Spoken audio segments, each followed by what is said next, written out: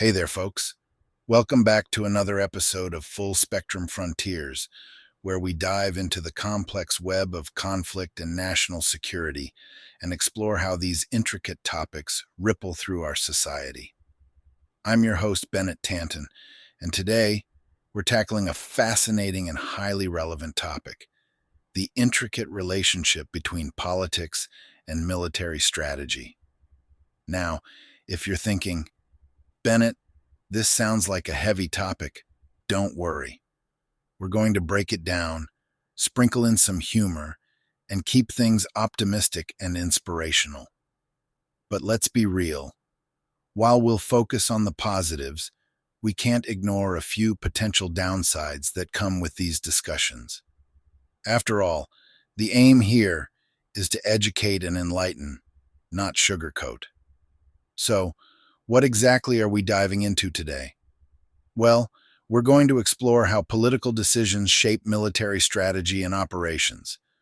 We'll start with a historical lens, examining the Cold War era and how political imperatives dictated the strategic doctrines of the United States and the Soviet Union. Then, we'll fast forward to more recent times, looking at the political debates surrounding military engagements in the Middle East, particularly Iraq and Afghanistan. And finally, we'll wrap things up with a discussion on the ethical considerations and long-term implications of these politically driven military strategies. Sound good? Great. Grab your coffee, your notebook, or just settle in for a good listen. Let's get started.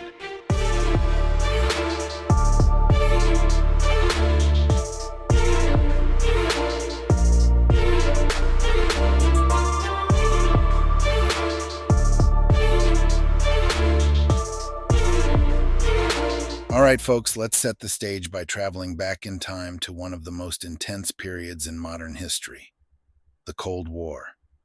This was a time when political decisions were driving military strategies in ways that still reverberate today. Picture it. The year is 1947. The Iron Curtain has just descended across Europe, and the world is suddenly divided into two ideologically opposed camps. The United States and the Soviet Union, both emerging as superpowers after World War II, were gearing up for a different kind of conflict. No direct battles between the two, but a Cold War characterized by political maneuvering, espionage, and of course the ever-present threat of nuclear annihilation. This wasn't your typical battlefield. It was a high-stakes chess game where every move was scrutinized and countered. Let's start with the strategic doctrines that emerged from this period. On the American side, we had the doctrine of containment. This was all about preventing the spread of communism, like trying to stop a spill from spreading across your brand new white carpet. The idea, championed by George Kennan, was to limit Soviet influence without provoking a full-scale war. Sounds simple, right? Well, the execution was anything but. Take the Korean War, for example. In 1950, North Korea, backed by the Soviets, decided to test the waters by invading South Korea. The U.S., under President Truman, jumped in to contain the spread of communism. This conflict wasn't just a local squabble. It was a proxy war, a common feature of the Cold War, where local battles had global implications. The political decision to engage in Korea was all about maintaining the balance of power and showing the world that the U.S. was serious about its containment policy. On the other side of the Iron Curtain, the Soviet Union was busy crafting its own strategies. Stalin's USSR was all about expanding influence, but with a twist. They were playing a game of chess, where each piece represented a different ideology or strategic interest. The Warsaw Pact, for instance, was their answer to NATO, a political and military alliance aimed at consolidating power in Eastern Europe. It was like setting up your own gang in a neighborhood where everyone else was starting their own. But let's not forget the nuclear arms race, the ultimate high-stakes game of chicken.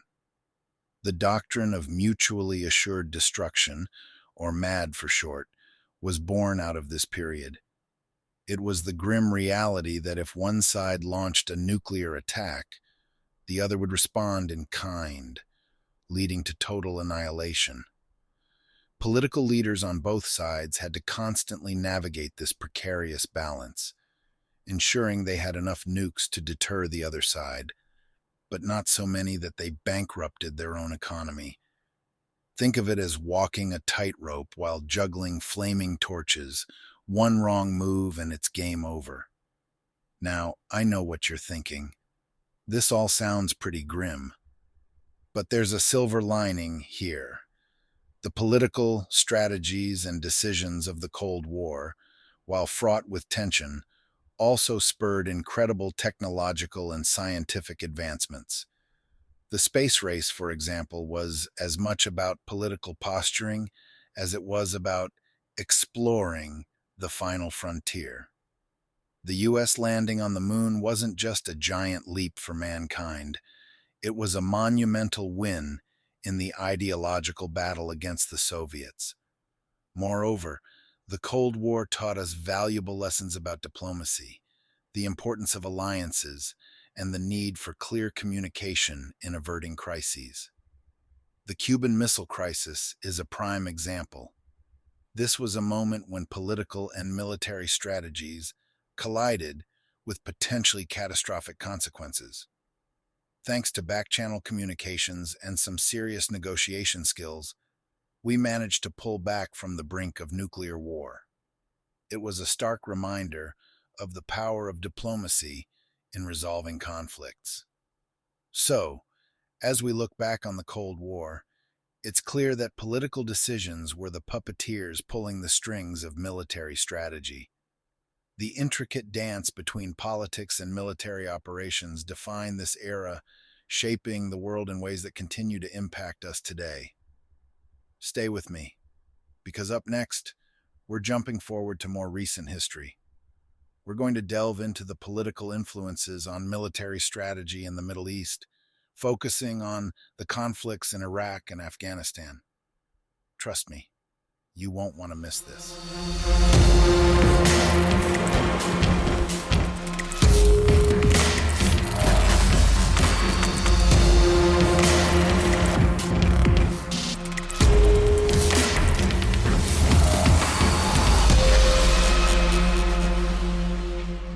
Now that we've covered the Cold War, let's fast forward a few decades to a more recent chapter in history: the political and military entanglements in the Middle East, particularly focusing on Iraq and Afghanistan.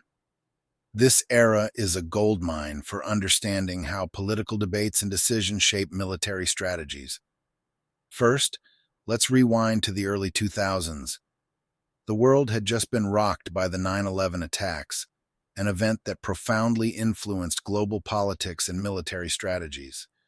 The U.S. government under President George W. Bush declared a war on terror, a broad and somewhat nebulous mission that set the stage for military interventions in Afghanistan and Iraq. Let's start with Afghanistan. The political decision to invade Afghanistan in 2001 was driven by the need to dismantle al-Qaeda and remove the Taliban from power. This was a clear-cut mission at first glance, but as we all know, things rarely go as planned. The initial military strategy was straightforward: use overwhelming force to topple the Taliban and disrupt terrorist networks. However, as time went on, the mission morphed into a complex counterinsurgency and nation-building effort. Here's where politics really started to play a crucial role. Political leaders had to constantly justify the ongoing presence in Afghanistan to the American public and international allies. This need for justification led to shifts in military strategy, from heavy-handed military operations to more nuanced efforts aimed at winning hearts and minds. Think of it like trying to fix a leaky faucet. Initially, you just want to stop the water, but soon you realize you need to replace the pipes, redo the plumbing, and maybe even renovate the whole bathroom.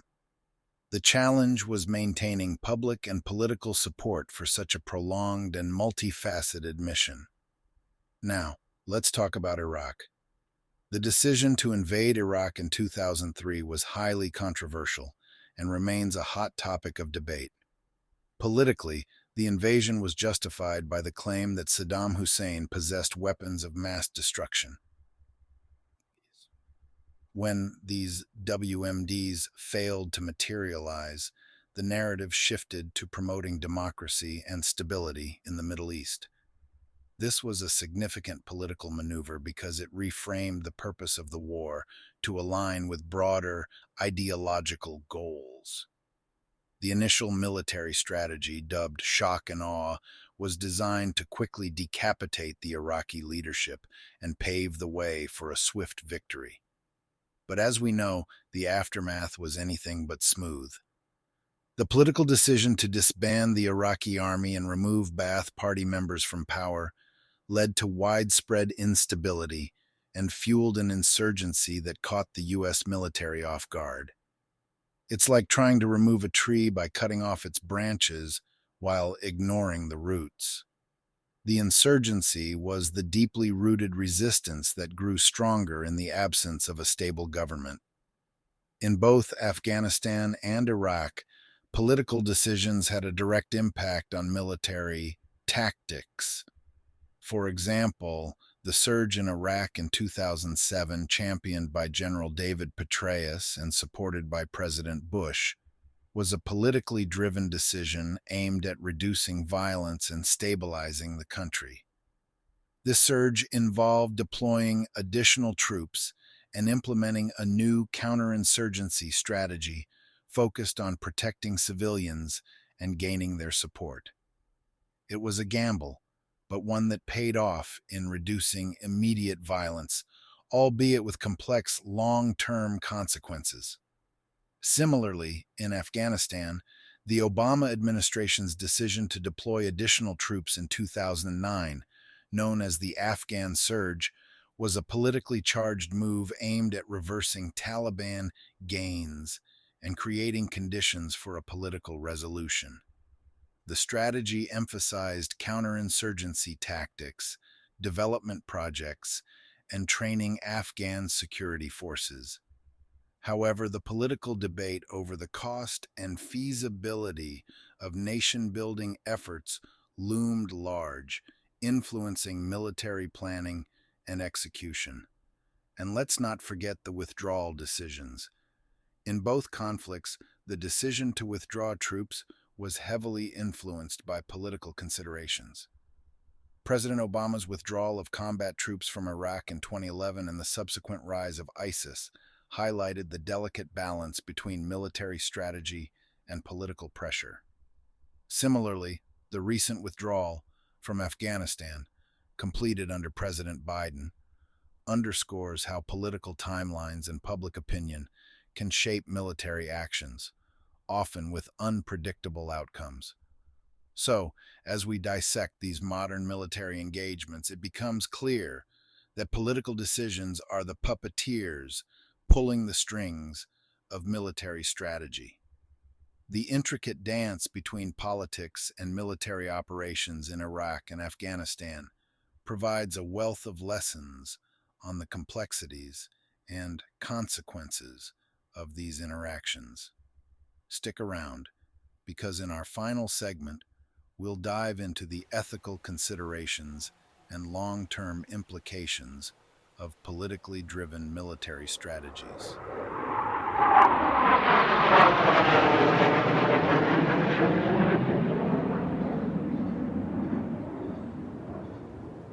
We've journeyed through the Cold War and modern conflicts in the Middle East, examining how political decisions shape military strategies. Now, let's take a step back and look at the bigger picture. The ethical considerations and long-term implications of these politically driven military strategies. First, let's talk ethics. When political goals drive military strategies, ethical dilemmas are inevitable. Leaders are often faced with the tough choice between achieving strategic objectives and adhering to moral principles. This tension can lead to decisions that prioritize short-term gains over long-term stability and human rights. Take, for instance, the use of drone strikes in counterterrorism operations. Politically, drone strikes are seen as a way to target terrorists with minimal risk to American troops. However, these strikes often result in civilian casualties, raising serious ethical questions about the value of human life and the principles of just war. It's like using a sledgehammer to swat a fly, effective in the immediate sense, but potentially causing more harm in the long run. Another ethical issue is the treatment of prisoners and detainees. During the War on Terror, practices like enhanced interrogation techniques and indefinite detention at Guantanamo Bay sparked intense political debates and ethical scrutiny. These practices, while aimed at gathering intelligence and preventing future attacks, have been criticized for violating human rights and international law. The political decision to use such methods has left a lasting impact on America's global image and its moral standing. Now, let's consider the long-term implications of politically driven military strategies. One major consequence is the potential for creating power vacuums and instability. In Iraq, the decision to dismantle the Iraqi army and remove Ba'ath Party officials led to widespread chaos and the rise of insurgent groups, including ISIS. This highlights how political decisions, even with the best intentions, can have unintended and far-reaching consequences. In Afghanistan, the recent withdrawal of U.S. troops has led to the Taliban's rapid resurgence, raising concerns about the future of the country and the sacrifices made over 2 decades. The political decision to end America's longest war was influenced by a desire to shift focus and resources to other priorities. But it underscores the challenges of balancing political goals with the realities on the ground. On a broader scale, politically driven military strategies can impact international relations and alliances. During the Cold War, the formation of NATO and the Warsaw Pact created a polarized world divided by ideological lines. Today, political decisions continue to shape alliances and rivalries, influencing global stability. The U.S. pivot to Asia, for instance, reflects a strategic shift driven by political considerations about China's rise as a global power. Moreover, these strategies can affect public opinion and trust in government. Prolonged conflicts with shifting political narratives like those in Iraq and Afghanistan can lead to public disillusionment and skepticism. The Vietnam War, often referred to as America's quagmire, serves as a historical example of how political decisions can erode public trust and create a lasting impact on national psyche. But it's not all doom and gloom. Politically driven military strategies have also led to positive outcomes. The end of the Cold War, achieved through a mix of political diplomacy and military deterrence, resulted in the reunification of Germany and the dissolution of the Soviet Union, paving the way for a new era of international cooperation. The Marshall Plan, another politically driven strategy, helped rebuild war-torn Europe, demonstrating the potential for military and political efforts to create lasting peace and prosperity. So, what's the takeaway here? The relationship between politics and military strategy is a delicate dance that requires careful consideration of both ethical principles and long-term implications. While political decisions can drive effective military strategies, they must be balanced with a commitment to human rights, international law, and the well-being of both military personnel and civilian populations. As we navigate the complexities of modern conflict, it's crucial to remember that the choices made today will shape the world of tomorrow. By learning from past experiences and striving for a balanced approach, we can work towards a future where political and military strategies align with our highest ideals and aspirations. Now let's wrap this episode up.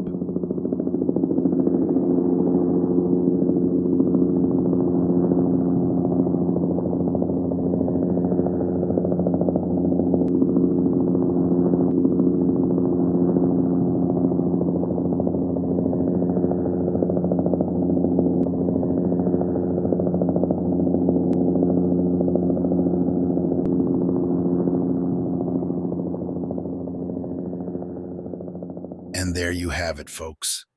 Another dive into the complex and fascinating world of politics and military strategy.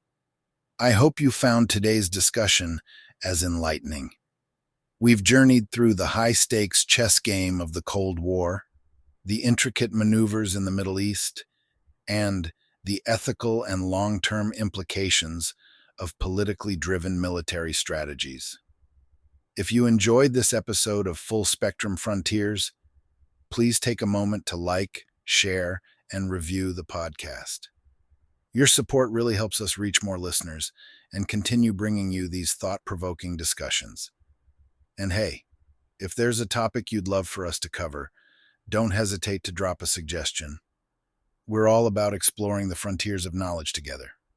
Remember, the world of conflict and national security is vast and ever-changing, but by staying curious and informed, we can navigate it more wisely.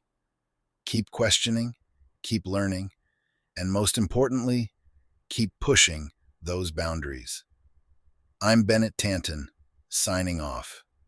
Until next time, take care and keep exploring those full-spectrum frontiers. I will be your shield in the fiercest battle. I'll defend you from all these arrows, and the sword I wield will keep you from danger.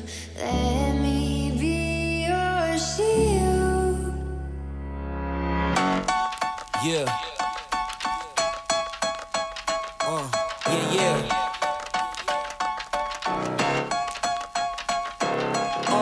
It's just you, me, and the odds. We stuck together, we two peas in a pod. You dealt a bad hand, I'm there seizing the cards. We'll never be separated till we see in the gods. We've been low together, high forever. Long as we go together, we'll die whenever. Be your light, couldn't let the darkness try you ever.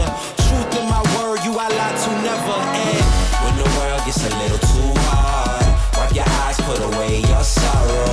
When it's war, I'll be leading the charge, and I'll be still fighting for you tomorrow. Yeah, even with a blindfold or in different time zones, could find my way to you with my eyes closed. There's nothing between us. Go to Mars and Venus, stand in front of every one of them rocks they slinging and be a shield. Your shield. Yeah. In the fiercest battle, I'll defend you from all these arrows, and the sword I wield will keep you from danger. Let me be your shield. Yeah, let's go.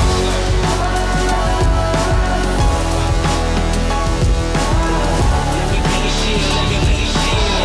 Let me be your shield, let me be your shield.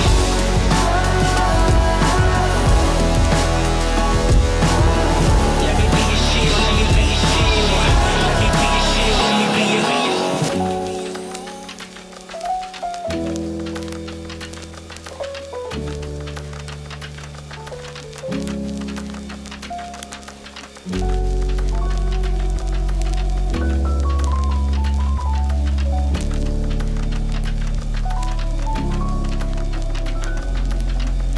You may be facing tribulation, but don't let it get you down.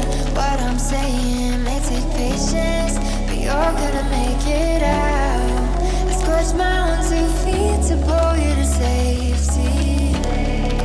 When the fires are burning,